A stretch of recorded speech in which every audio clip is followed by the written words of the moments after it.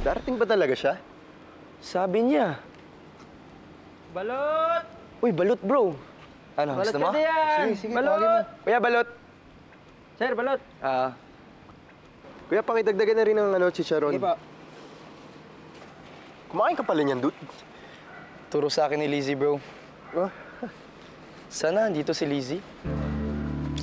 Kung andito lang siya, madami siyang advice na mabibigay sa akin. At sigurado ako mapapakalman niya ako. Wala na ba kayong communication? Cannot be reached silang lahat, bro. Si Aling Judy, tsaka si Tito Kaloy. Hindi ko alam kung kailan kami magkikita ni Lizzie, bro. I just really miss her so bad, bro. Sana andito siya ngayon kasama ko. Charon mo. Uy, isa kong balot. Magkano to, kuya? 15 lang po.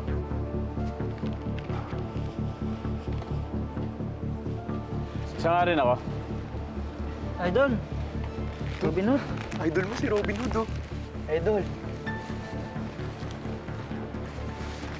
Balot po. Bayarin ko na rin sa kanila. Sige po. Okay na yan. Keep the change. Merry Sige po. Idol. Sige. Balot! Balot po kayo dyan! Alam mo, Jillian, minsan, hindi naman lahat ng gusto mo dapat nasusunod. Kung gusto nyo ba na nasa iyo si Lizzie pero nasa panganib siya, minsan kailangan mo magsakripisyo. Kailangan mo silang bigyan ng space. Nang sa ganun, maiwasan na lalo silang masaktan. Sinong sila, Idol?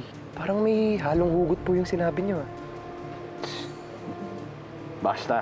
Masyado ba kayo mga bata? Huwag kayo masyado magseryoso. Ha? Pero dapat, diba, pag mahal mo yung isang tao, dapat mong seryosohin sila. Ang dami na namin pagdadaanan ni Lizzie. At sigurado akong siya na. At ayoko na siya mawala pa.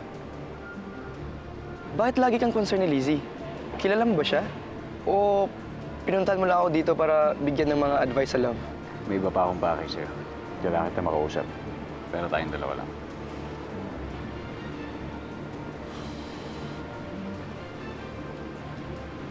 Sa'yo na to.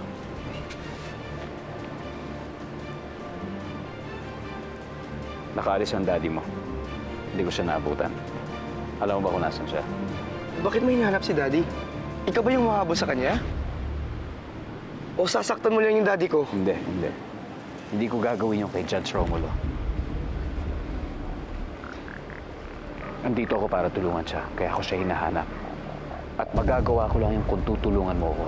Kaya ako nandito para humingi ng tulong sa'yo, para mahanap siya. Oo na.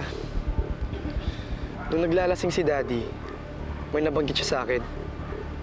May exit strategy daw siya pag nanganganib yung buhay niya. At may 3 taong involved dito. Yung mga tao na yun yung pinagkakatiwalaan ni Daddy. Sinong 3 tao?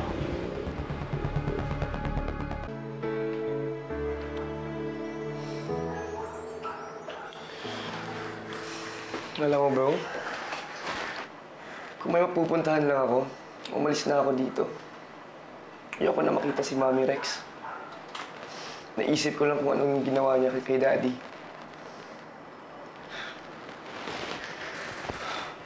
Ang weird pa ng family ko. Kulang na lang, magpatayan parents ko eh. Sure ka ba sa binibintang mo kay Tita Maggie, bro? Ang pikat kasi nun, pre. Tsaka mami mo pa rin siya. Nakikita ko pag nag-aaway kayo, nasasaktan din siya. Naalala ko lang yung nangyari kay Miggy, bro. Nag-aaway sila ng papa niya. Tapos ngayon, ulila siya. So dapat, hanggat nandyan pa yung parents natin, pinapahalagaan natin sila. Huwag mong aawayan yung mommy at daddy mo, ha? Kahit ayaw ni Mami sa'yo, Kahit ayaw ni mommy mo sa akin. Julian, dapat nire-respeto mo yung mommy mo dahil mommy mo pa rin siya.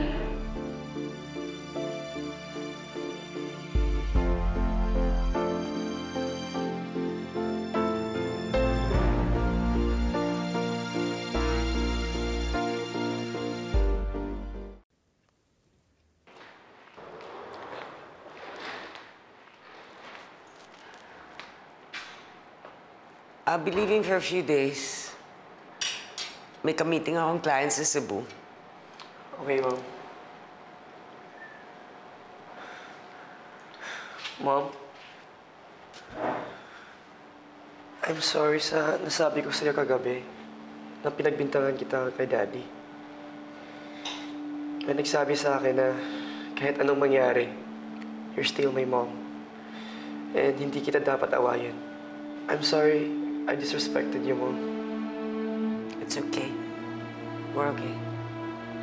Tutulungan kitang hanapin ang daddy mo pagbalik ko. Thank you, Mom. I love you, Mom. I'm sorry.